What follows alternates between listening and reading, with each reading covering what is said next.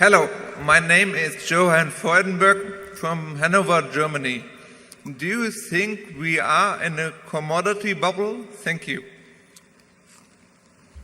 Well, certainly not in agricultural commodities. They haven't done anything if you're talking about wheat or corn or soybeans or something. But if you get into the metals, oil, there's been a terrific move. The most extreme probably has been copper, and I would say that oil, if you go back a few years to when it was at $10 a barrel, it's been more extreme than copper. But you are undoubtedly, it's like most trends.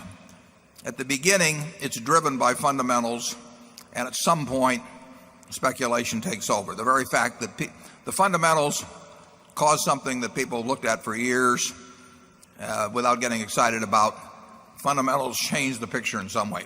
Copper does get a little short, or people get a little worried about currency and maybe gold goes up or whatever it may be. But it's that old story of what the wise man does in the beginning, the fool does in the end. And with any asset class that has a big move that's based initially on fundamentals is going to attract speculative participation at some point, and that speculative participation can become dominant as time goes by, and famous case always being tulip bulbs. I mean, tulips may have been more attractive than dandelions or something, so people paid a little more money for them. But once a price history develops that causes people to start looking at an asset that they never looked at before and to get envious of the fact that they're because he saw this early and so on, that takes over. And my guess is that we're seeing some of that in the commodity area, and of course I think we've seen some of it in the housing area too.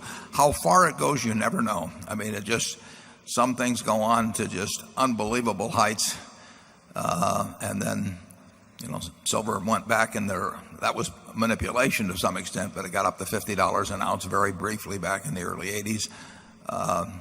But the eyes of the world that never looked at silver when it was $1.60 or something, or $1.30 back in the 60s, everybody in the world was looking at it, and some were shorting and some were buying, but it becomes a speculative football.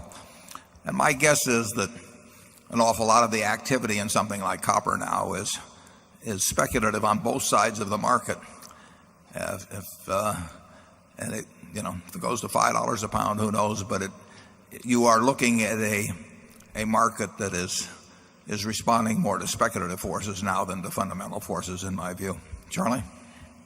Well, I think we've demonstrated how little we know about commodity prices by our very skillful operations in silver. I think you can change that from R to it's mine. Actually, I bought it very early. I sold it very early. Other than that, everything I did was perfect. I mean, we managed to minimize things there with great efficiency. Or I managed to. Charlie didn't have anything to do with that. I was the silver king there for a while.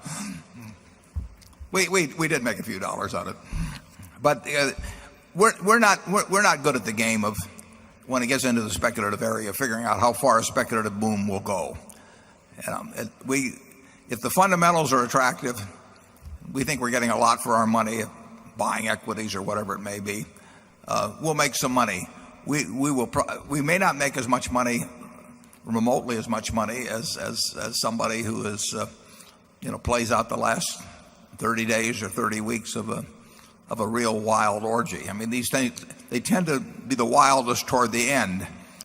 But that gets back to the question, of Cinderella the ball. I mean, you're there, you're having a wonderful time, the punch bowl is flowing, the dance partners are getting prettier all the time, and at midnight it's going to turn to pumpkins and mice. And you look around the room and you think just one more dance, one more good-looking guy, one more glass of champagne, and you think you're going to get out of there at midnight. And of course, everybody else thinks they're going to get out of there at midnight too. And in the end, it does turn to pumpkins and mice. And in this game, as I've said, Adam Smith said it many years ago. A fellow named Jerry Goodman wrote under the pseudonym of Adam Smith. Says the problem with that particular dance for Cinderella is that there are no clocks on the wall. And in the markets, if you're talking copper now, if you're talking internet stocks in 1999, if you're talking uranium stocks in the 1950s, there are no clocks on the wall. And the party does get to be more fun, minute after minute, hour after hour, and then it does turn to pumpkins and mice.